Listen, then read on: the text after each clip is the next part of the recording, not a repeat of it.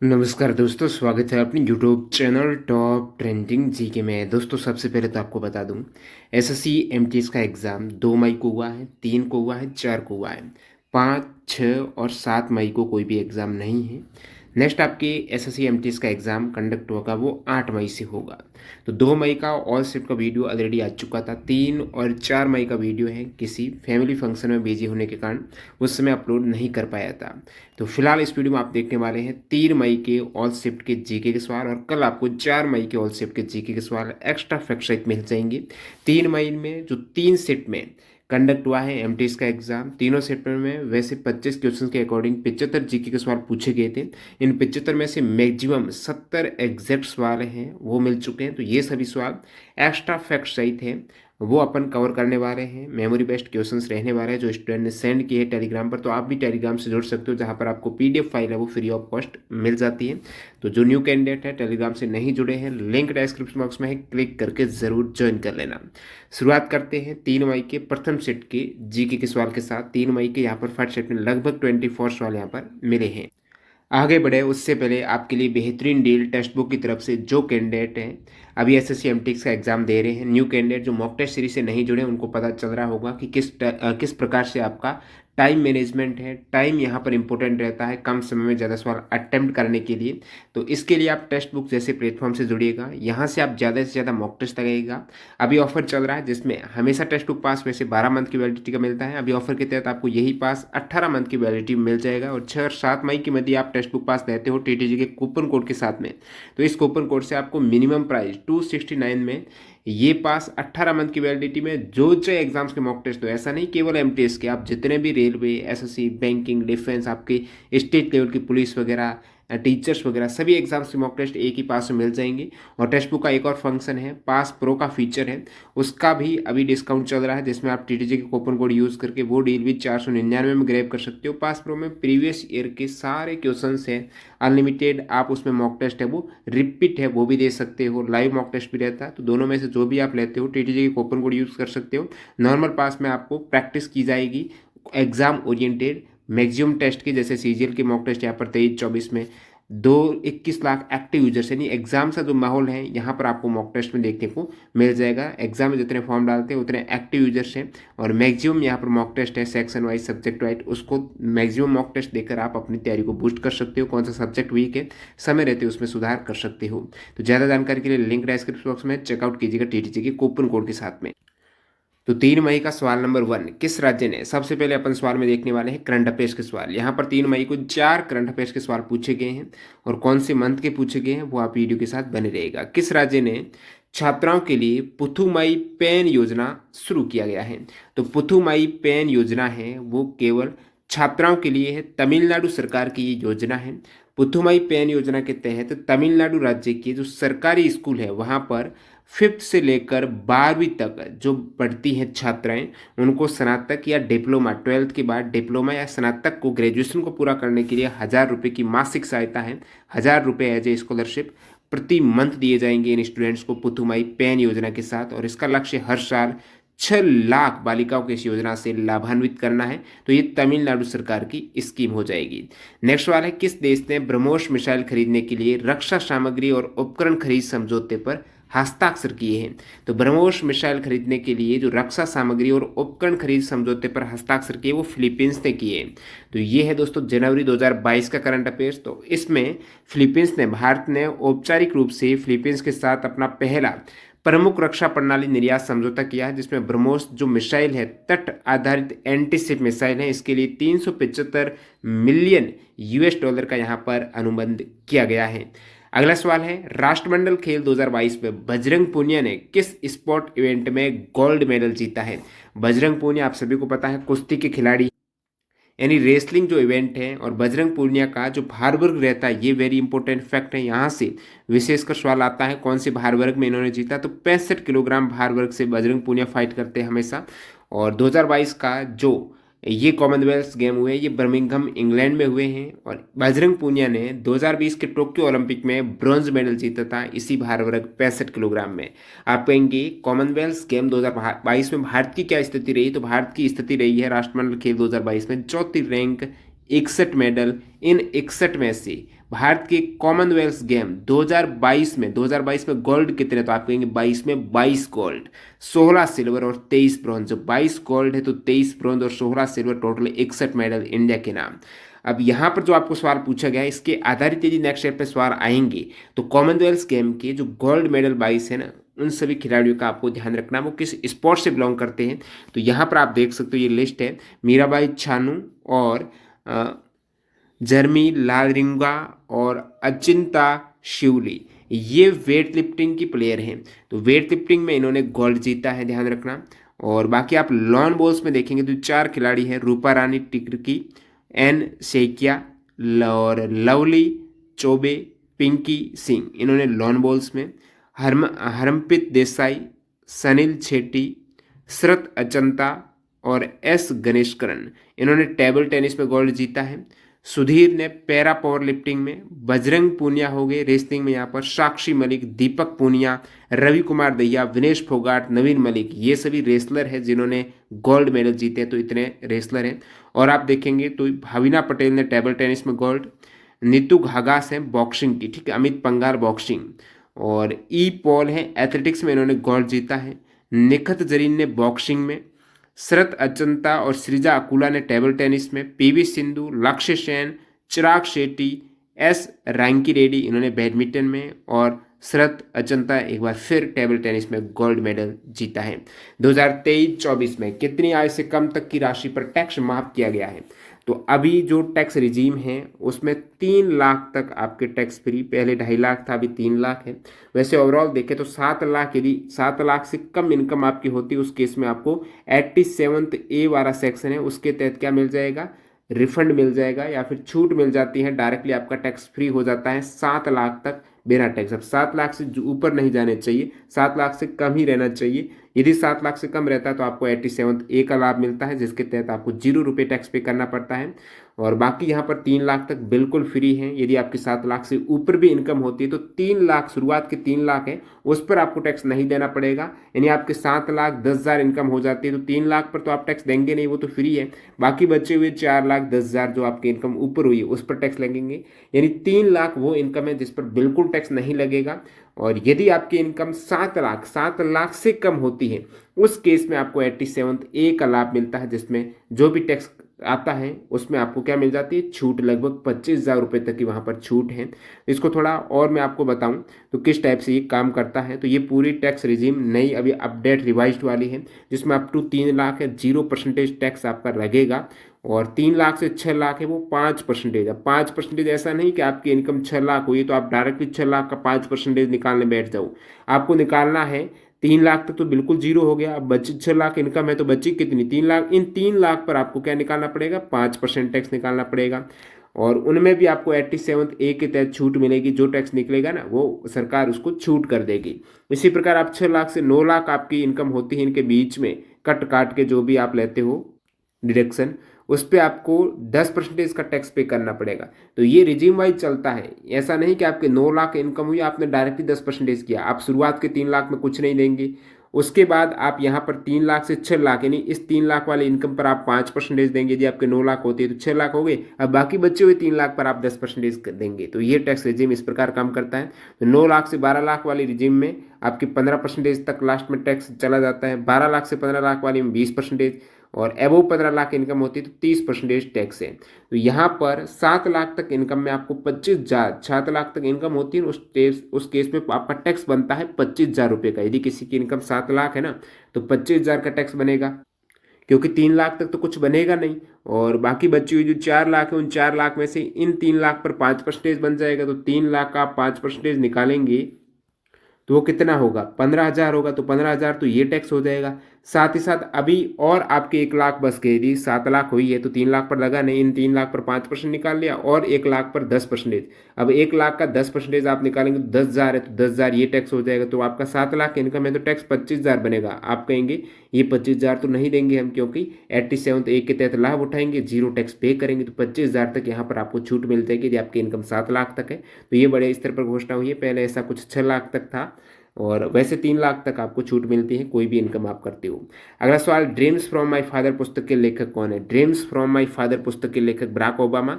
अब Barack Obama, इनसे एक और बुक है मिशेल ओबामा की जो बहुत बार कॉम्पिटिटिव एग्जाम्स में आ चुका है, बिकमिंग। बिकमिंग पुस्तक के उत्तर है मिशेल ओबामा, और Dreams from My Father Barack Obama.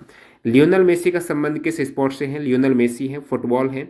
और कहाँ से बिलोंग करते हैं? तो अर्जेंटीना के हैं। क्रिस्टियानो रोनाल्डो है पुर्तगीज फुटबॉलर है। पेले, पेले जो ब्राजील से हैं, दिसंबर 2022 में इनका निधन हुआ, तो आपको याद रखना पेले किस देश से? ब्राजील के फुटबॉलर हैं। एम्बापे, अभी आपने देखा होगा फीफा वर्ल्ड कप, तो उनका सबसे अधिक गोल थे, तो फुटबॉल के प्लेयर हैं, फ्रेंच के हैं। काइलिन एम्बापे है फ्रेंच के खिलाड़ी। ग्यासुद्दीन तुगलक के बाद दिल्ली के सुल्तान कौन बने? तो दिल्ली सल्तनत के पांचों वंश के शासक आपको पता होना चाहिए, इनका शासनकाल कब रहा है। तो तुगलक वंश आप देखेंगे, ग्यासुद्दीन तुगलक प्रथम शासक थे, 1321 से 1325 तक रहे थे।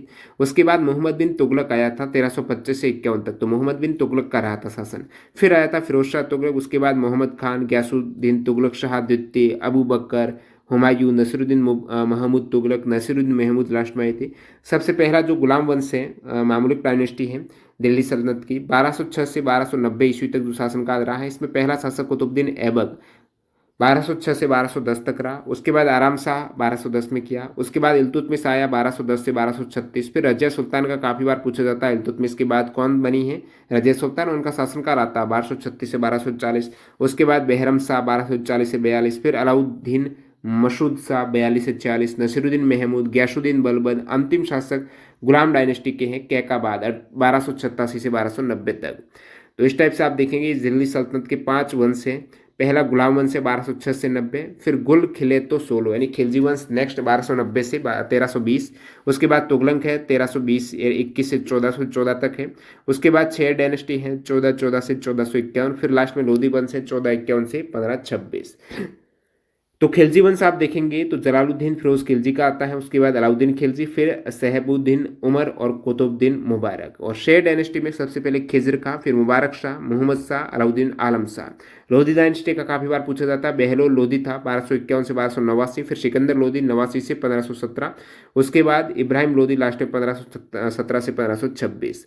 अगला सवाल है, 2011 के सेंसस के अकॉर्डिंग सबसे कम लिंगानुपात वाला यूटी कौन सा है? सबसे कम लिंगानुपात केंद्र शासित प्रदेश, या फिर ओवरऑल में देखें राज्य और यूटी सभी कुल मिला के देखें तो सबसे कम लिंगानुपात आता है दमन दीव का, 618 फीमेल पर 1000 पुरुष पर। और सबसे अधिक लिंगानुपात का ऑलरेडी आ चुका है पुदुचेरी, 1037 क्या है, 1037 फीमेल पर 1000 मेल। तो पुदुचेरी का लिंगानुपात सबसे अधिक है यूटी के केस में। बाकी केरला का सबसे अधिक है 1084। केरला के सेकंड बाद आ जाता है आपका पुदुचेरी। भारत का सेक्स रेशियो है कितना? फीमेल सेक्स रेशियो की बात कर रहा हूँ, फीमेल सेक्स रेशियो यानी 943 फीमेल पर 1000 मेल है भारत का।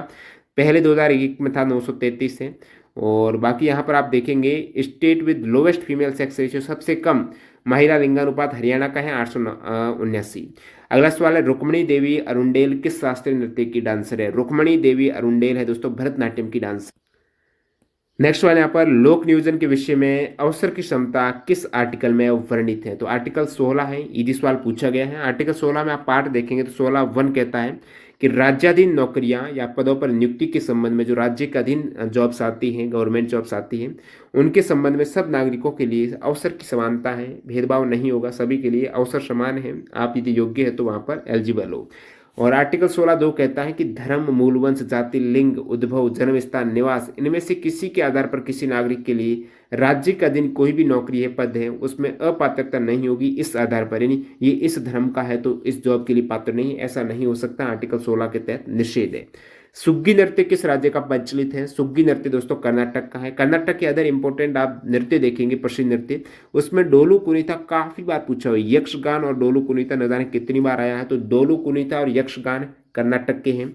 और गरुड़ी गोम्ब और वीरजेस ये भी कर्नाटक के डांसेज है। सुग्गी ध्यान रखना कर्नाटक का।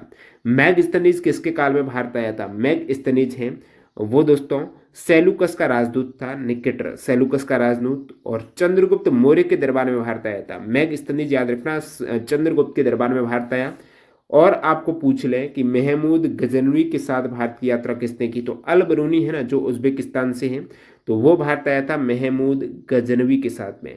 चीनी यात्री फाइयान है वो किसके काल में भारत आया? चंद्रगुप्त द्वितीय के काल में। चंद्रगुप्त द्वितीय के शासनकाल में फाहियान आया था। और हर्षवर्धन है, ये इनके शासनकाल में भारत कौन आया, तो चीनी यात्री ह्वेनसांग है वो हर्षवर्धन है, हैन हर्ष, ठीक है। इसिंग भी चीनी यात्री और बौद्ध भिक्षुक था जो कि 10 वर्ष तक नालंदा विश्वविद्यालय में रहा। इब्न बतूता मोरक्को का यात्री, ये मोहम्मद बिन तुगलक के काल में भारत आया था Ibn Battuta. Marco Polo Venice यात्री था। और ह्वेनसांग आपको बता दिया हर्षवर्धन के काल में 7वीं शताब्दी में भारत आया। फाहियान चंद्रगुप्त द्वितीय के या फिर विक्रमादित्य के समय भारत की यात्रा की थी। बैसाखी का त्यौहार से बार बार सवाल आ रहा है। बैसाखी का त्यौहार 14 अप्रैल को मनाया जाता है। इस दिन सिखों के 10वें गुरु गोविंद सिंह ने खालसा पंथ की स्थापना की थी, तो ये बैसाखी का संबंध खालसा पंथ से जोड़ सकते हो। भारत का प्रथम हाईकोर्ट की स्थापना कब हुई, भारत की पहले 3 हाईकोर्ट जो 1862 में स्थापित हुआ है, उन 3 में कलकत्ता हाईकोर्ट है सबसे पहले स्थापित हुआ था। 1 जुलाई 1862 को कलकत्ता हाईकोर्ट है। कलकत्ता हाईकोर्ट के बाद स्थापित हुआ दोस्तों बॉम्बे हाईकोर्ट, ठीक है। कल बॉम्बे फिर मद्रास, तो कलकत्ता बॉम्बे 14 अगस्त को और मद्रास 15 अगस्त 1862 को हुए। तो तीनों ही 1862 को स्थापित हैं। सबसे पुराना कलकत्ता है।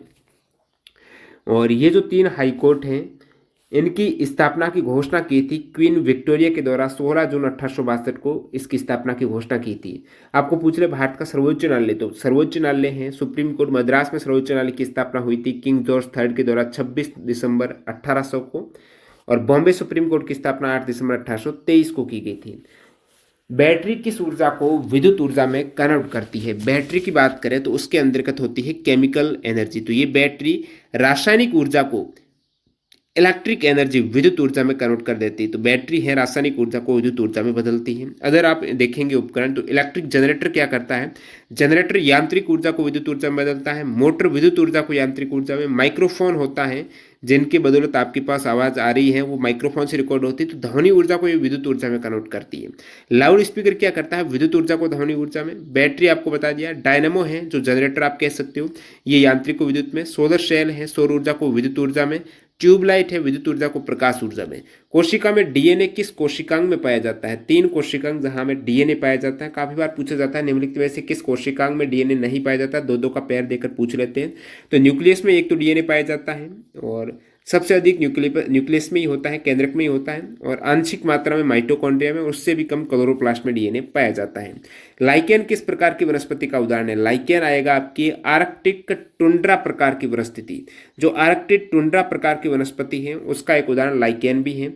और ये जो टुंड्रा वनस्पति है, जहाँ यहाँ इस वनस्पति का अर्थ, टुंड्रा का मतलब क्या हुआ, ये एक फिनिश भाषा का शब्द है जिसका अर्थ है वृक्ष भी, यानी बिना वृक्ष की जो पर्वतीय रास्ता होता है ना, बिना वृक्ष का पर्वतीय रास्ता। आप लद्दाख साइड में जाएंगे तो बिना वृक्ष का आपको पर्वतीय रास्ता मिलेगा जहाँ पर हाइट ज़्यादा है, तो वो है टुंड्रा। जो ऊंची भूमि होगी उसे टुंड्रा कहेंगे। और टुंड्रा प्रदेश भी 3 प्रकार के होते हैं। एक तो आर्कटिक टुंड्रा, जो यहाँ पर लाइकेन होता है वो आर्कटिक टुंड्रा का है।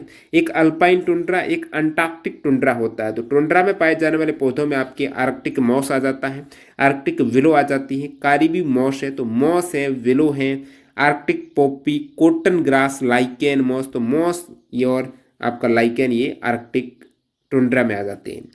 1989 में राष्ट्रीय ग्रामीण रोजगार कार्यक्रम को किस योजना में विलय किया गया था, तो राष्ट्रीय ग्रामीण रोजगार कार्यक्रम को जवाहर रोजगार योजना है इसके साथ मर्ज किया गया। तो ये जवाहर रोजगार योजना पूछा जाता है किस पंचवर्षीय योजना में जवाहर रोजगार योजना की शुरुआत हुई थी।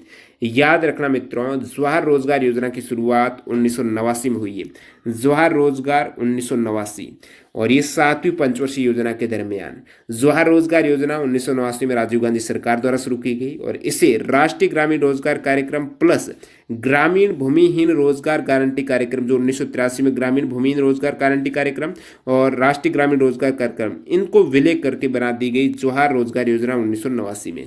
अगर आप रोजगार स्कीम देखेंगे तो ग्रामीण भूमिहीन 1983, रोजगार आश्वासन 1993, जवाहर ग्राम समृद्धि योजना 1999, स्वर्ण जयंती ग्राम स्वरोजगार योजना 1999, संपूर्ण ग्रामीण रोजगार योजना 2001, राष्ट्रीय ग्रामीण रोजगार गारंटी योजना जो नरेगा है वो 2006, प्रधानमंत्री रोजगार सृजन कार्यक्रम 2008, प्रधानमंत्री श्रम पुरस्कार योजना 1975। तो ये सभी आपको पता होना चाहिए। दक्कन का पठार किस नदी के दक्षिण में स्थित है, तो डेक्कन प्लेट्यू दक्कन का पठार है।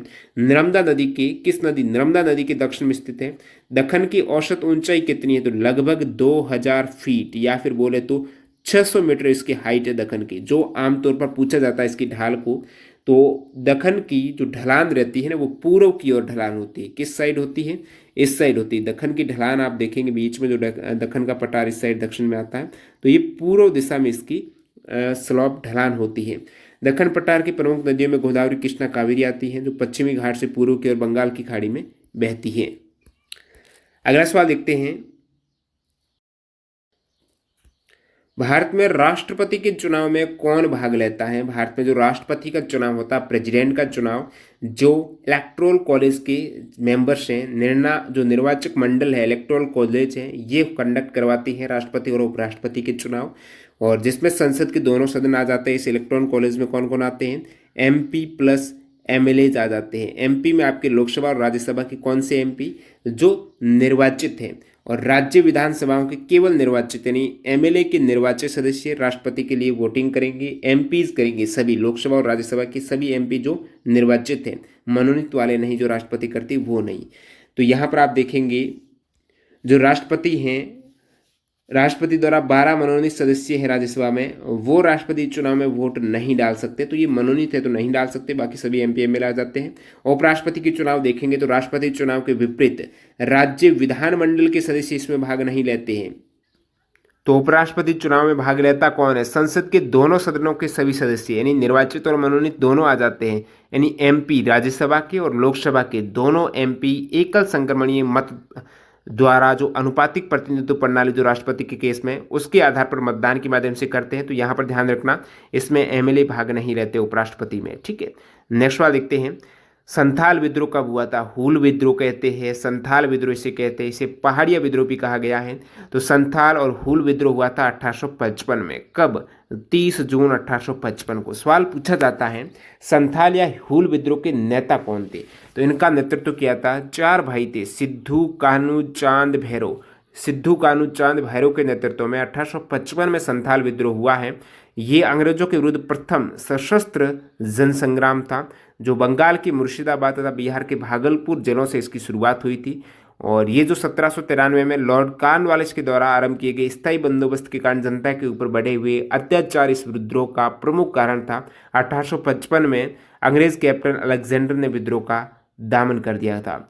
अगला सवाल देखते हैं, रामपा मंदिर किसको समर्पित है? रामपा मंदिर जो यूनेस्को विश्व विरासत स्थल के रूप में भारत का 39वां यूनेस्को वर्ल्ड हेरिटेज साइट बनाया गया था जुलाई 2021 में।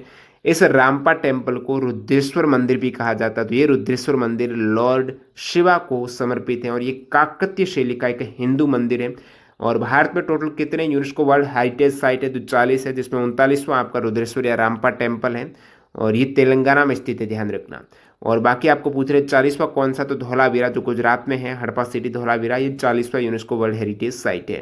विटामिन सी के नेचुरल सोर्सेज की बात करें तो विटामिन सी के स्रोत आप देख सकते हो, संतरा में विटामिन सी पाया जाता है, अमरूद में विटामिन सी, टमाटर में विटामिन सी, मिर्च में होता है, नींबू, आंवला, आंवला में भी विटामिन सी प्रचुर मात्रा में रहता है। तो विटामिन सी के ये स्रोत हैं, ये एनसीईआरटी में मेंशन स्रोत की बात कर रहा हूँ। विटामिन ए में आपको आम है, विशेषकर कैरेट का पूछा जाता है, गाजर में विटामिन ए है, पपीता में भी विटामिन ए पाया जाता है। विटामिन बी में आपको चावल, लीवर, B12 का पूछा जाता है, विटामिन B12 किस में पाया जाता है? तो यकृत में पाया जाएगा। गेहूं में विटामिन बी आपको मिल जाएगा। इसी प्रकार विटामिन डी विशेषकर सूर्य के प्रकाश से मिलता है। बाकी इसके अतिरिक्त हैं अंडे, मछली, मक्खन, दूध, इनसे भी विटामिन डी प्राप्त किया जा सकता है। अगर आप खनिज पोषक तत्व तो देखेंगे, जैसे आयोडीन के कुछ स्रोत में आपको आयोडीन मिल जाएगा, पालक से मिल जाएगा, अदरक से मिल जाएगा। फास्फोरस में आप बात करें तो दूध, बनाना, इनसे आपको फास्फोरस मिलेगा। लोहे के स्रोत में आपको गुड़ से लोहा मिल जाता है, एप्पल से लोहा मिल सकता है और यहाँ पर भी आपको पालक से लोह तत्व मिल जाता है। और नेक्स्ट वाले यहाँ पर देखते हैं, बाकी आप देख सकते हो विटामिन की कमी से होने वाले रोग और उनके लक्षण हैं। जैसे ए से आपको दृष्टिहीनता है, इसके अलावा विटामिन B1 से बेरी, सी से स्कर्वी, डी से रिकेट्स है, कैल्शियम की कमी से अस्थियां और हड्डियां कमजोर हो जाती हैं, घेंगा गोइटर होता है आयोडीन की कमी से, लोह की कमी से रक्त अरक्तता यानी ब्लड कम हो जाता है, हीमोग्लोबिन। R.D. बर्मन द्वारा कौन सा गाना कंपोज किया गया था? R.D. बर्मन ने ये दोस्ती हम नहीं तोड़ेंगे गाना को कंपोज किया था। और वैसे ये दोस्ती हम नहीं तोड़ेंगे इसको लिखा है गाना को आनंद बख्शी ने और डायरेक्ट किया है R.D. बर्मन ने। और केसरिया जो गाना है इसके कंपोजर प्रीतम चक्रवर्ती और ए दिल है मुश्किल के भी प्रीतम चक्रवर्ती। नेक्स्ट सवाल यहाँ पर कंटिन्यू करते हैं 3 मई के सेकंड शिफ्ट के जीके के सवाल। तो 3 मई का सेकंड शिफ्ट, अगस्त 2022 में किस राज्य सरकार ने, करंट अफेयर्स के जो सवाल पूछे गए सेकंड में, अगस्त 2022 में किस राज्य सरकार ने गन्ना उत्पादन को बढ़ावा देने के लिए पंचामृत योजना शुरू की है? उत्तर प्रदेश की योजना है दोस्तों, पंचामृत है। उत्तर प्रदेश सरकार के द्वारा उत्तर प्रदेश में किसानों की आय को दोगुना करने के लिए यूपी पंचामृत योजना की शुरुआत की गई। इसके माध्यम से सरकार द्वारा गन्ना किसानों की उत्पादन लागत को कम करके उपज बढ़ाने के लिए सहायता प्रदान की जाएगी। उत्पादन लागत कम हो और उपज बढ़े, इसलिए पंचामृत योजना है विशेषकर गन्ना उत्पादन को दोगुना करने के लिए उत्तर प्रदेश के किसानों के लिए। The election law amendment bill 2021, जो चुनाव कानून संशोधन विधेयक 2021 किससे संबंधित है? तो ये जो चुनाव कानून विधेयक 2021 लोकसभा में पेश किया गया है, ये मतदाता जो आपकी वोटर आईडी है उसको कनेक्ट करना आधार के साथ में, तो मतदाता सूची को जो लिस्ट है और मतदाता पहचान पत्र को आधार से जोड़ने का प्रयास है। जैसे जो फर्जी वोटिंग करते हैं, जिस मतलब एक से ज़्यादा जिनके मतदाता पहचान पत्र हैं वो डिटेक्ट हो जाएंगे, क्योंकि एक ही आधार से वो लिंक हो पाएंगे। वर्ष 2021 का अभिनंदन सरोजा राष्ट्रीय पुरस्कार किसे दिया गया? तो 2021 का अभिनंदन सरोजा राष्ट्रीय पुरस्कार है वो अपर्णा सतीशन को दिया गया। ये CHSL 2021 में भी सवाल आ चुका है। 2021 का अभिनंदन सरोजा राष्ट्रीय पुरस्कार है तो अपर्णा सतीशन 2021 का करंट अफेयर्स, प्रसिद्ध कुचिपुड़ी ये डांसर है। नेक्स्ट सवाल, ब्रह्मा समाज के संस्थापक कौन थे? राजा राममोहन राय। और ब्रह्मा समाज की शुरुआत कलकत्ता में हुई थी, 1828 में हुई थी, राजा राममोहन राय ने की थी। 1828 ब्रह्मा समाज कलकत्ता से। वे समाज की स्थापना है वो केशव चंद्र सेन और के श्रीधरलू नायडू ने की है। ये 1864 में वेद समाज कलकत्ता से। परमहंस मंडली 1849 में बॉम्बे में इसकी शुरुआत दुर्गाराम मोहेता जी, दादोजी पांडुरंग ने की थी। और आत्मारंग पांडुरंग ने प्रार्थना समाज की स्थापना की थी 1867 में, प्रार्थना समाज। आर्य समाज की स्थापना दयानंद सरस्वती ने 1875 में की। और पुणे सार्वजनिक सभा की स्थापना महादेव गोविंद रनाड़े ने की है 1870 में।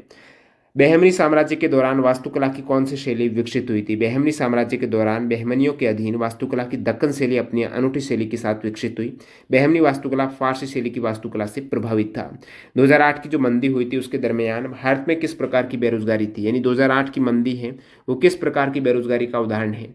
तो आप बेरोजगारी देखेंगे जिसमें विभिन्न प्रकार आते हैं। चक्रीय बेरोजगारी आती है, मौसमी बेरोजगारी, संरचनात्मक बेरोजगारी आती है, संघर्षात्मक बेरोजगारी आती है, फ्रिक्शनल बेरोजगारी आती है, प्रच्छन्न बेरोजगारी आती है। इनके उदाहरण हैं बेरोजगारी की। काफ़ी बार इकोनॉमिक्स से यहाँ से सवाल आते हैं, तो इसको थोड़ा डिटेल में जानते हैं। चक्रीय बेरोजगारी का ये उदाहरण था। चक्रीय बेरोजगारी में क्या होता है, जो मंदी आती है उसके दौरान ही चक्रीय बेरोजगारी उत्पन्न हो जाती है। मतलब चक्रीय बेरोजगारी को मांग में कमी के कारण बेरोजगारी होती है, डिमांड कम हो जाती है। जब अर्थव्यवस्था को कम श्रम शक्ति की आवश्यकता होती है, डिमांड कम होगी तो लेबर भी कम आवश्यकता रहेगी। जब लेबर कम आवश्यकता रहेगी, जब वस्तु और सेवाओं की समग्र मांग में संपूर्ण देश में कमी होगी, रोजगार कम हो जाएगा, उसी के अनुसार बेरोजगारी में वृद्धि होगी। बेरोजगार ज़्यादा हो जाएंगे क्योंकि वहाँ से लेबर को हटाया जाएगा जो पहले एक्टिव थे, जहाँ पर ज़्यादा डिमांड थी। अब डिमांड कम हो गई, मंदी आ गई। मतलब तो चक्रीय बेरोजगारी अवसाद या मंदी में होती है। इस प्रकार की बेरोजगारी में चक्रीय बेरोजगारी कहते हैं, क्योंकि बेरोजगारी व्यापक चक्रों के कारण होती है। उदाहरण के लिए 2008 की मंदी। मौसमी बेरोजगारी आप देखेंगे तो मौसम के अकॉर्डिंग आपको कृषि में ज़्यादा देखने को मिलेगी। मौसमी बेरोजगारी, इस प्रकार की बेरोजगारी वर्ष में एक विशेष समय में अथवा मौसम में होती है। जैसे कृषि में 4 मंथ लगते हैं जहाँ पर आप रोजगार लेते हो, बाकी 12 महीने के 8 मंथ आप फ्री बैठे रहते हो, तो ये मौसमी बेरोजगारी है। तो कृषि, पर्यटक यानी हमेशा तो रहता नहीं है, टूरिज्म भी एक विशेष सीजन चलता है उनका, होटल भी है, भोजन का प्रबंध है, उनके लिए अलग अलग फेस्टिवल्स पे ये रहता है। तो बाकी वहाँ पर बेरोजगारी हो जाती है। जो उद्योग आमतौर पर इन सभी फील्ड से संबंध रखते हैं। बात करें यहाँ पर संरचनात्मक बेरोजगारी की, तो संरचनात्मक बेरोजगारी क्या होती है? तो ये बेरोजगारी उस समय होती है जब किसी व्यक्ति की योग्यता उसके कार्य की आवश्यकता के लिए पर्याप्त नहीं होती है। इसको एक उदाहरण के माध्यम से आपको समझाऊं।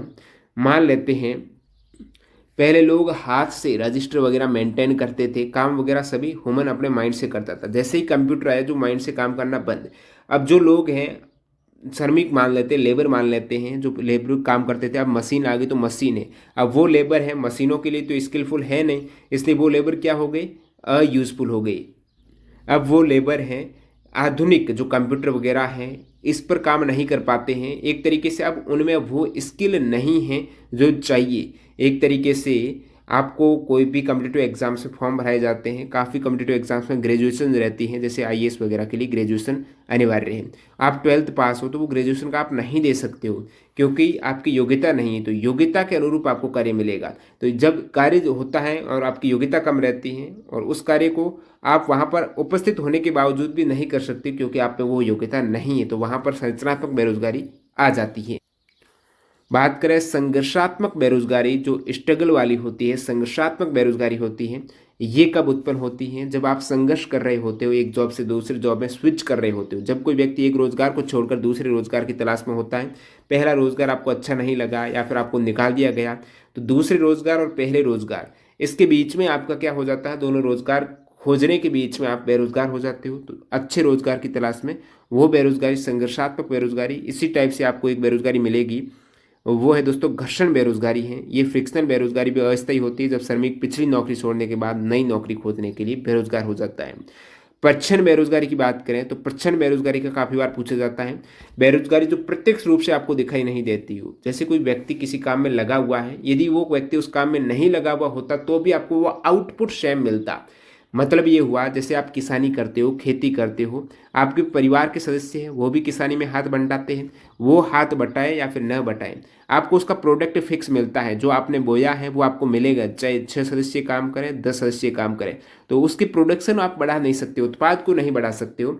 उस केस में वो काम तो कर रहा है, लेकिन यदि आप देखेंगे वो बेरोजगार एक तरीके से, क्योंकि बेरोजगार जो प्रत्यक्ष रूप से आपको दिखाई नहीं दे रही है, उस समय होती है जबकि कोई व्यक्ति उत्पादन में कोई योगदान नहीं देता, जबकि प्रत्यक्ष रूप से वो कार्य कर रहा होता है लेकिन उत्पादन में वो योगदान नहीं देता है।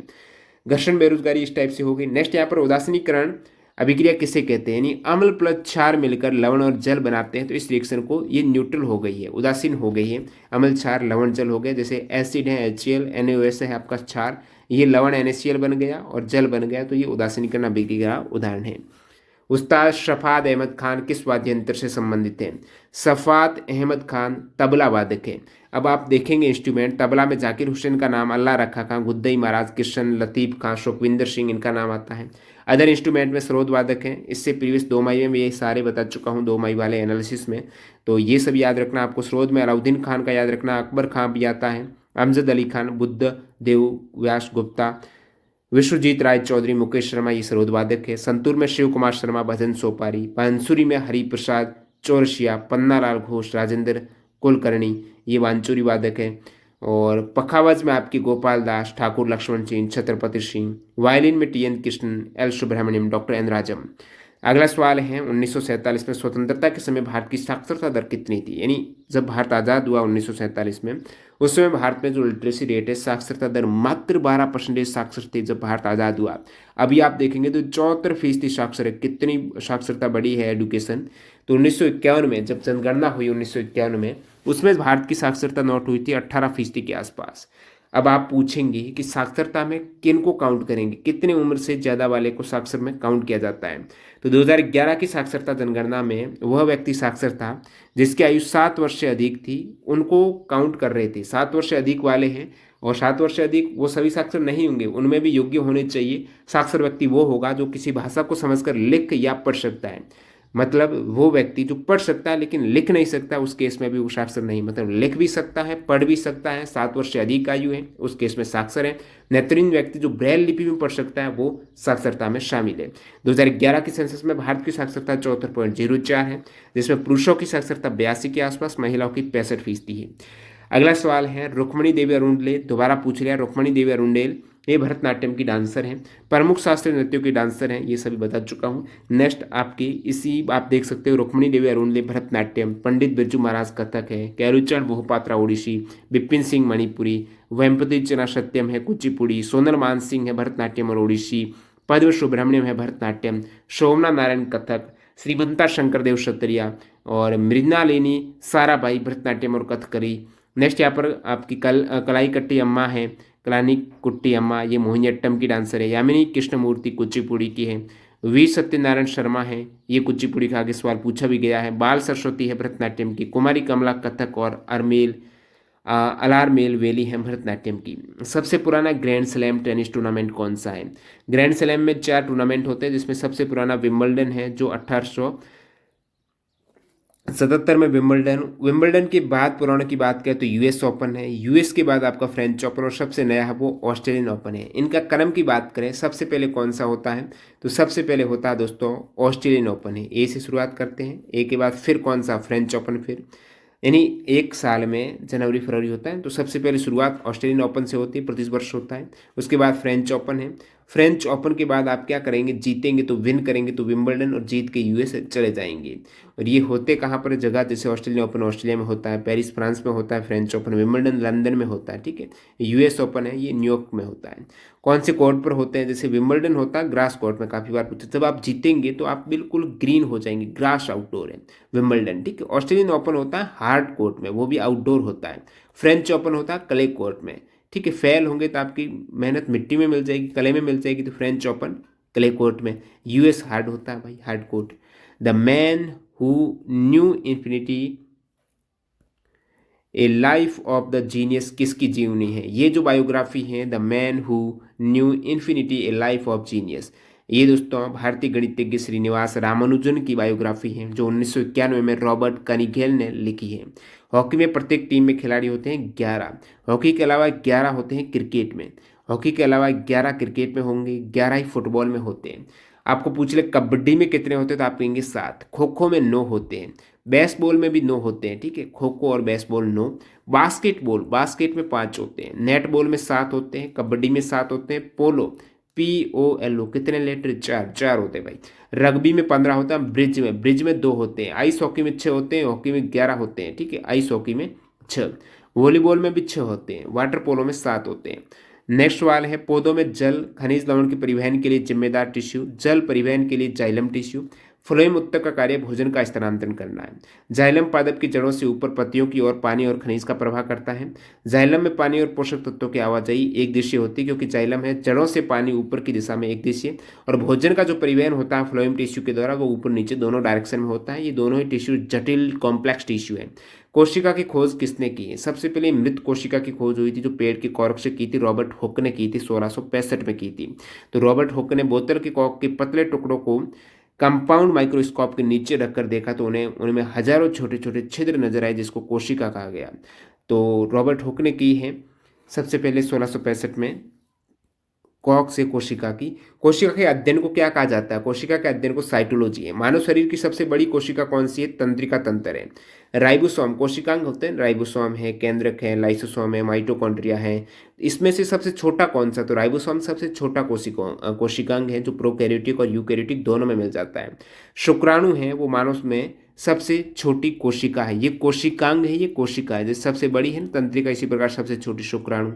और जो जीवित कोशिका की खोज कब हुई थी, रॉबर्ट हुक ने 1665 में तो मृत कोशिका की थी, जीवित कोशिका 1674 में की थी एंटोनी वॉन ल्यूवेनहॉक ने। नेक्स्ट सवाल है, असम में फसल कटाई उत्सव कौन सा है। असम में फसल कटाई उत्सव बिहू है। और विभिन्न फसल कटाई उत्सव की बात करें, मकर संक्रांति है उत्तर भारत में 14 और 15 जनवरी को। पोंगल तमिलनाडु का है। ओणम केरल का फसल कटाई है। और लोहड़ी बैसाखी पंजाब का है। ओणम हो गया, मकर संक्रांति हो गया, बिहू असम का है, नुखाई उड़ीसा का है, गुड़ी पड़वा महाराष्ट्र का है, उगादी आंध्र प्रदेश और कर्नाटक का है, विशु केरल का है। ये सभी फसल कटाई उत्सव। कौन सा मौलिक अधिकार है, मौलिक अधिकार देखेंगे तो वर्तमान में 6 मौलिक अधिकार हैं। समता का, स्वतंत्रता का, शोषण के विरुद्ध अधिकार, धार्मिक स्वतंत्रता, संस्कृति और शिक्षा संबंधी संवैधानिक उपचार, ये 6 मौलिक अधिकार। इनसे संबंधित आर्टिकल भी पूछ लेंगे। जैसे समता के अधिकार में कितने आर्टिकल होते हैं, तो 5 होते हैं, 14, 15, 16, 17, 18। स्वतंत्रता में कितने होते हैं, 4 होता है, 19, 20, 21, 22 स्वतंत्रता। शोषण के विरुद्ध है 23 और 24। धार्मिक स्वतंत्रता 25 से 28 है। संस्कृति और शिक्षा संबंधी 29, 30 है। संवैधानिक उपचार है, कोई भी ये उपरोक्त मौलिक अधिकार में आपका हनन होता है उस केस में आप सुप्रीम कोर्ट में रिट दायर कर सकते हो आर्टिकल 32 के तहत। पहले संपत्ति का अधिकार भी था, 7 थे, लेकिन संपत्ति का अधिकार 1978 44वां संविधान संशोधन के तहत हटाकर इसे विधिक अधिकार के रूप में अभी आर्टिकल 300A में रखा गया है। किस केंद्र शासित प्रदेश का अपना स्वयं का हाई कोर्ट है, तो केंद्र शासित प्रदेश दिल्ली का अपना हाई कोर्ट है। बाकी आप यूटी देखेंगे उसका पर्सनल हाई कोर्ट नहीं है। जैसे 6 ऐसे हाई कोर्ट हैं जो कि अदर राज्य और यूटी के नियंत्रण, जैसे यहाँ पर बात करें क्या एक राज्य का केवल एक हाई कोर्ट होगा या फिर प्रत्येक राज्य का एक हाई कोर्ट होगा, ये जरूरी नहीं है। तो इस केस में आप बात करें भारत में 25 हाई कोर्ट हैं। आर्टिकल 214 कहता है कि भारत के प्रत्येक राज्य का हाई कोर्ट तो होगा, लेकिन फिर आर्टिकल 231 कहता है कि 2 या 2 से अधिक राज्य या 2 या 2 से अधिक राज्य और एक केंद्र शासित प्रदेश के लिए एक हाई कोर्ट हो सकता है।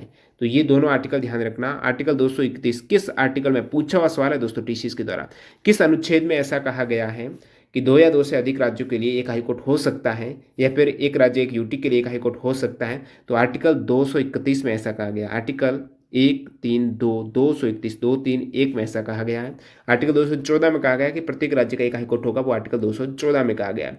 तो ऐसे कितने राज्य या यूटी हैं जिसमें एक या अधिक राज्यों का एक आपका हाईकोर्ट है? तो ऐसे 6 आपके हो जाएंगे, 6 हाईकोर्ट ऐसे हैं। जैसे बॉम्बे हाईकोर्ट की बात करें तो बॉम्बे हाईकोर्ट में महाराष्ट्र का क्षेत्र आता है, दादर नगर हवेली दमन दीव का आता है, गोवा का आता है। तो महाराष्ट्र, दादर नगर हवेली दमन दीव और गोवा। कोलकाता हाईकोर्ट में पश्चिम बंगाल के साथ में अंडमान निकोबार आता है कोलकाता में। मद्रास हाईकोर्ट में तमिलनाडु के साथ में पुदुचेरी आ जाता है। गुवाहाटी हाईकोर्ट में असम, नागालैंड, मिजोरम, अरुणाचल प्रदेश आ जाता है। क्या आ जाता है? असम, नागालैंड, मिजोरम, अरुणाचल प्रदेश। केरला जो एर्नाकुलम में हाईकोर्ट केरल का है, उसमें केरल और लक्षद्वीप का क्षेत्र आता है। पंजाब और हरियाणा जो हाईकोर्ट चंडीगढ़ में है, जहां पर पंजाब, हरियाणा और चंडीगढ़ का क्षेत्र आता है। अभी फिलहाल जम्मू कश्मीर और लद्दाख का हाईकोर्ट है, इसमें जम्मू कश्मीर और लद्दाख का क्षेत्र। दक्षिण गंगा के नाम से किस नदी को जाना जाता है? दक्षिण गंगा के नाम से गोदावरी को जाना जाता है। गोदावरी दक्षिण गंगा, और दक्षिण भारत की गंगा आपको पूछ रहे हैं, दक्षिण भारत की कावेरी है, दक्षिण गंगा गोदावरी, दक्षिण भारत की गंगा कावेरी, ध्यान रखना। तो केवल दक्षिण गंगा ऐसे कह दें, दक्षिण गंगा, दक्षिण ऐसे दक्षिण की गंगा ऐसे नहीं, दक्षिण गंगा तो गोदावरी है, गंगा गोदावरी, और दक्षिण भारत ऐड कर दे फिर आप कहेंगे कावेरी है। वे आंतरिक बल जो पृथ्वी के आंतरिक भाग से अपनी शक्ति प्राप्त करते हैं। तो पृथ्वी के अंदर, जो पृथ्वी के अंदर है आंतरिक भाग में जो बल होता है वो अंतर्जात बल होता है, ठीक है, एंडोजेनेटिक फोर्स है, जिसमें भूकंप, ज्वालामुखी इसके उदाहरण है। बहिर्जात बल है जो बाहर होते हैं, अपर्दन, बलन, चटकन, भ्रषण इसका कारण बनते हैं। गोरखपुर किस रेलवे का मुख्यालय है? गोरखपुर दोस्तों नॉर्थ ईस्ट, ये ठीक है, गोरखपुर की बात करें, उत्तरी पूर्वी रेलवे का हेडक्वार्टर गोरखपुर। अब बात करेंगे भारत में कितने जोन हैं रेलवे जोन, तो 19 जोन हैं, 19 जोन, 18 प्लस एक कोलकाता मेट्रो भी रेलवे जोन। तो 19 जोन और 70 मंडल है भारत में। तो इन 19 जोन का हेडक्वार्टर देखते हैं, ठीक है। सेंट्रल रेलवे CR, सेंट्रल केंद्रीय रेलवे, सेंट्रल का है मुंबई। कोंकण रेलवे का नवी मुंबई। उत्तरी रेलवे का दिल्ली। उत्तरी सेंट्रल रेलवे का प्रयागराज। नॉर्थ उत्तरी पूर्वी रेलवे का गोरखपुर, ठीक है। नॉर्थ ईस्ट फ्रंटियर रेलवे का है मालीगांव। नॉर्थ वेस्टर्न रेलवे का Jaipur. Eastern railway Kolkata. East central railway Hajipur, ठीक है, ईस्ट सेंट्रल हाजीपुर है, यानी पूर्वी केंद्रीय। ईस्ट कोस्ट रेलवे है, पूर्वी तटीय रेलवे का भुवनेश्वर। साउथर्न रेलवे, दक्षिण रेलवे का चेन्नई सेंट्रल है। साउथ सेंट्रल रेलवे का सिकंदराबाद। साउथ कोस्ट रेलवे है विशाखापट्टनम। तो ये सभी याद होना चाहिए। साउथ कोस्ट है विशाखापट्टनम, साउथ ईस्ट है ये कोलकाता है, South East Central Bilaspur, South Western Hubli, Western Railway Mumbai, West Central Railway Jabalpur, Metro Railway Kolkata, ये सभी हेडक्वार्टर। हर्षवर्धन के दरबारी कवि कौन थे? हर्षवर्धन के दरबारी कवि बाणभट्ट। राजा हर्षवर्धन के दरबार में बाणभट्ट है वो दरबारी कवि था। बाणभट्ट ने कादम्बरी और हर्षचरित जैसे काव्यों की रचना किसने की है? बाणभट्ट ने कादम्बरी की है, हर्षचरित की रचना बाणभट्ट की रचनाएं हैं, और राजा हर्षवर्धन के दरबारी कवि। प्रार्थना समाज की स्थापना किसने की थी? आत्मारंग पांडुरंग ने की थी। कब की है? 1867 में की, 31 मार्च को फर्स्ट शिफ्ट में बता चुका हूं। सल्तनत काल के दौरान उलेमा किसे कहा जाता था? उलेमा कहा जाता था एक उच्चतर जो पद होता है, नामित पद होता है, धार्मिक और न्यायिक अधिकारी माननीय। उलेमा को सामूहिक रूप से दस्तर बंधन भी कहा जाता है। उलेमा बोले या दस्तर बंधन बोले, ये दोस्तों एक तरीके से धार्मिक और न्यायिक अधिकारी था। जो उलेमा है वो मुस्लिम विद्वानों का एक निकाय है, जिन्हें इस्लामी पवित्र कानून और धर्मशास्त्र के विशेषज्ञ ज्ञान के रूप में मानता है। यानी पूरा इस्लामी कानून है, पवित्र कानून, धर्मशास्त्र का विशेषज्ञ एक उच्चतर व्यक्ति है, जो अभी वर्तमान में आप कहते हो बहुत बड़ा संत है, उस टाइम उलेमा कहा जाता था। थर्ड शिफ्ट देखते हैं यहाँ पर, मिशन कर्मयोगी योजना का उद्देश्य क्या है? मिशन कर्मयोगी है सितंबर 2020 में लॉन्च हुई योजना है। भारत सरकार ने इस योजना को सिविल सेवा क्षमता निर्माण के लिए एक राष्ट्रीय कार्यक्रम शुरू किया। मतलब जो सिविल सरकारी नौकर है, सिविल सर्वेंट है, इसका उद्देश्य भारतीय सिविल सेवकों को अधिक रचनात्मक, उनको ट्रेनिंग देना। जो भी सिविल सरकारी कर्मचारी है उनको ट्रेनिंग देखिए और ज़्यादा दक्ष बनाना, और ज़्यादा कौशल उनमें कल्पनाशील, सक्रिय, एक्टिव बनाना, उनको प्रगतिशील पेशेवर बनाना, उनको ट्रेनिंग देकर, ये उद्देश्य है मिशन कर्मयोगी का। 2024 में साउथ एशियन गेम्स कहाँ आयोजित होंगे? दक्षिण एशियाई खेल 2024 में होंगे पाकिस्तान लाहौर में। 2019 में साउथ एशियन गेम्स हुए हैं नेपाल, काठमांडू, पोखरा और जनकपुर में। अब ये है साउथ एशियन। आपको एशियन गेम्स पूछ लें तो 2022 में अभी होंगे, 2023 में 19वें एशियन गेम्स हांगझाऊ चाइना में होंगे, और 2026 में एशियन गेम्स हैं वो नगोया जापान, आइची और नगोया जापान में। फर्न हो गया, साइलो सेट्स, लाइकोप सीड्स, हॉर्सटेल, ये किसके उदाहरण है? तो आप देखेंगे फर्न है, ये उदाहरण है टेरिडोफाइट का। टेरिडोफाइट के पौधे होते हैं, उनका शरीर तना, जड़ और पत्तियों में विभेदित होता है। थेलोफाइट, ब्रायोफाइट और टेरिडोफाइट, ये तीन आपको ग्रुप पता होंगे। तो टेरिडोफाइट के पौधे शरीर हैं, बॉडीज है वो जड़, तना और पत्तियों में विभेदित होता है। और टेरिडोफाइट की बात करें तो इसमें सेहवनी प्रणाली होती है, बाकी में नहीं होती है। थेलोफाइट, ब्रायोफाइट में सेहवनी प्रणाली नहीं होती है। टेरिडोफाइट में वास्तविक सेहवनी प्रणाली मिलेगी आपको। और टेरिडोफाइट में फर्न इसका उदाहरण है, हॉस्टेल इसका उदाहरण है, मार्सिलिया इसका उदाहरण है। तो आपको फर्न का पूछा है, साइलोसीड्स का पूछा है, ये टेरिडोफाइट के उदाहरण है। और ये जो फर्न वगैरह हैं ये बीज रहित सेहवनी पौधे हैं। सेहवनी होता है टेरिडोफाइट, थेलो और ब्रायो सेहवनी नहीं होता है। थेलोफाइट इसके अंतर्गत क्या आते हैं? कवक, शेवार, लाइकेन आते हैं। और थेलोफाइट का जो शरीर है, बॉडी है, वो जड़, तना, पत्तियों में विभेदित नहीं होता है। इसके उदाहरण में स्पाइरोगायरा है, यूलोथ्रिक्स है, ठीक है, कारा है और क्लेडोफोरा, ये सभी थेलोफाइट के उदाहरण हैं। थेलोफाइट के पौधे का शरीर है ये आपकी इसमें विभेदित नहीं होता है। ब्रायोफाइट के पौधे का शरीर तने की तरह जड़ जैसी और पत्ती जैसी संरचना दिखाता है। और ब्रायोफाइट में आप उदाहरण देखेंगे तो मॉस है, मार्केसिया, ये ब्रायोफाइट के उदाहरण है। नेक्स्ट वाले यहाँ पर वेदांतम सत्यनारायण शर्मा का संबंध किस नृत्य से है? तो ये ऑलरेडी मैं बता चुका हूँ। सत्यनारायण शर्मा कुचिपुड़ी के डांसर हैं। बैसाखी त्यौहार किस राज्य में मनाया जाता है? बैसाखी दोस्तों पंजाब हरियाणा का त्यौहार है। रबी की फसल की कटाई की शुरुआत में इसे मनाते हैं। हिंदुस्तान एरोनॉटिक्स लिमिटेड किस क्षेत्र से संबंधित है? हिंदुस्तान एरोनॉटिक्स लिमिटेड है ये दोस्तों एरोस्पेस एवं रक्षा जो सैन्य क्षेत्र है उससे बिलोंग। और ये जो कंपनी है हिंदुस्तान एरोनॉटिक्स लिमिटेड है, ये एक पब्लिक सेक्टर की कंपनी है जो बेंगलुरु कर्नाटक में इसका मुख्यालय है। 1940 में इसकी स्थापना की गई है। कोनेरू हम्पी किस स्पोर्ट से संबंधित है? तो शतरंज। शेष की खिलाड़ी आंध्र प्रदेश से बिलोंग करती है। ये 2002 में ग्रैंड मास्टर रह चुकी है। किस युद्ध के परिणाम स्वरूप विजयनगर साम्राज्य का पतन हो गया था? विजयनगर साम्राज्य का पतन हुआ दोस्तों तालीकोटा के युद्ध के बाद। तालीकोटा का युद्ध हुआ है 1565 में। कब हुआ है तालीकोटा का युद्ध? तो 1565, तालीकोटा 1565 में विजयनगर साम्राज्य की सेना को 4 बेहमनी राज्य जिसमें बीजापुर, गोलकुंडा, अहमदनगर और बीदर ने मिलकर विजयनगर साम्राज्य को हराया और इसका पतन कर दिया है तालीकोटा के युद्ध ने 1565 में। महात्मा गांधी जी दक्षिण अफ्रीका में 1894 में किस संगठन की स्थापना की थी? 1894 में गांधी जी के द्वारा साउथ अफ्रीका में Natal Indian Congress, Natal Indian Congress की स्थापना याद रखना है 1894 में की थी गांधी जी ने। 1894 में नेटाल इंडियन कांग्रेस की स्थापना कहाँ पर हुई है? साउथ अफ्रीका में हुई है। और ये स्थापना साउथ अफ्रीका प्रांत के नेटाल प्रांत है वहाँ पर भारतीयों के साथ जो रंगभेद हो रहा था, भेदभाव हो रहा था, उससे लड़ने के लिए गांधी जी के द्वारा स्थापित संगठन है नेटाल इंडियन कांग्रेस 1894 में। अब गांधी जी की बात हो रही है, हाल ही के एग्जाम में सीआरपीएफ में फरवरी 2023 के एग्जाम में टीचर्स ने एक सवाल पूछा कि जब गांधी जी दक्षिण अफ्रीका से भारत आए उस दरमियान उनकी उम्र कितनी थी? तो उनकी एज थी 46 वर्ष। 1915 में गांधी जी भारत आए थे 9 जनवरी को। इसलिए 9 जनवरी को प्रतिवर्ष मनाया जाता है प्रवासी भारतीय दिवस। तो जब भारत आए, नक्सलवादी प्रतिबंधों के खिलाफ अहिंसक मार्च में भारतीयों का नेतृत्व किया, उस समय उनकी आयु थी 46 वर्ष।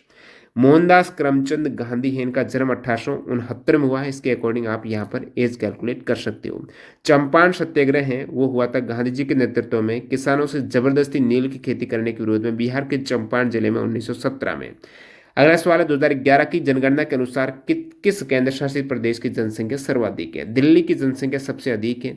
सबसे कम जनसंख्या वाला यूटी है दोस्तों लक्षद्वीप। लक्षद्वीप की जनसंख्या देखेंगे तो 64,473 जो सबसे कम है। लक्षद्वीप के बाद कम है दमन दीव की। अभी दमन दीव है और दादर नगर हवेली को दोनों को विलय कर दिया गया है, तो उस केस में सेकंड सबसे कम है वो लद्दाख की हो जाती है। और इनको कुल मिला के 5 लाख के ऊपर चली जाती है दोनों की। नेक्स्ट अंडमान निकोबार आइलैंड है 3,80,000। चंडीगढ़ की 10 लाख है। पुदुचेरी की 12 लाख है। जम्मू कश्मीर की भी कुछ 1 करोड़ है, 1.22 करोड़। दिल्ली की सबसे अधिक है 1.6 करोड़ है। नेक्स्ट वाला, निकेटर ने चंद्रगुप्त के दरबार में किसे भेजा? मैगस्थनीज को भेजा है। मैगस्थनीज यूनानी शासक सेलुकस एक्साइट निकेटर का एक राजदूत था जो चंद्रगुप्त के दरबार में आया था। तो मैगस्थनीज है निकेटर ने चंद्रगुप्त के दरबार में भेजा था मैगस्थनीज को। तो मैगस्थनीज किसका, सेलुकस निकेटर का राजदूत था, ये सवाल पूछा जाता है।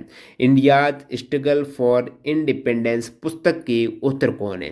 इंडियाज स्ट्रगल फॉर इंडिपेंडेंस पुस्तक के उत्तर बिपिन चंद्र। आपको पूछ रहे द इंडियन स्ट्रगल 1920 से 1942, ये अलग पुस्तक है। इसके लेखक नेताजी सुभाष चंद्र बोस है और इंडियाज स्ट्रगल इंडिपेंडेंस के लिए उत्तर है बिपिन चंद्र।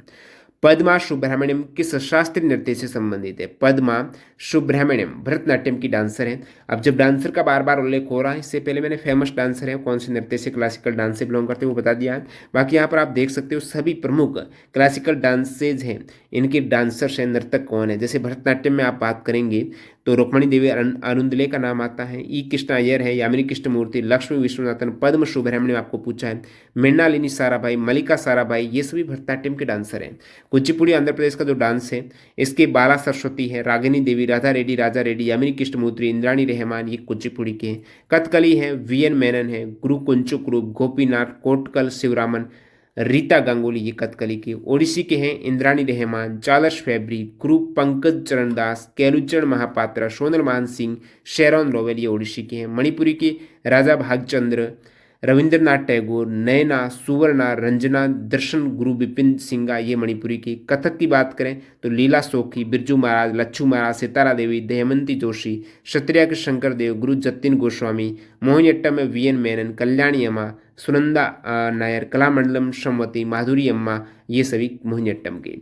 अंतर्राज्य परिषद में प्रधानमंत्री द्वारा कितने सदस्य नामित किए जाते हैं? प्रधानमंत्री अंतर्राज्य परिषद के जो अध्यक्ष होते हैं, तो इनके द्वारा 6 सदस्य है वो नामित होते हैं। अंतर्राज्य परिषद में केंद्रीय गृह मंत्री सहित टोटल 6 केंद्रीय कैबिनेट मंत्री को प्रधानमंत्री द्वारा नामित किया जाता है। अंतर्राज्य परिषद में सदस्य की बात करें तो जितने भी राज्य हैं उनके सीएम आ जाते हैं।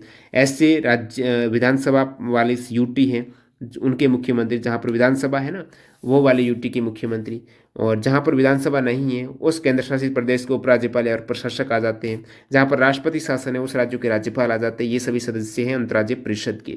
अध्यक्ष इनके प्रधानमंत्री होते हैं।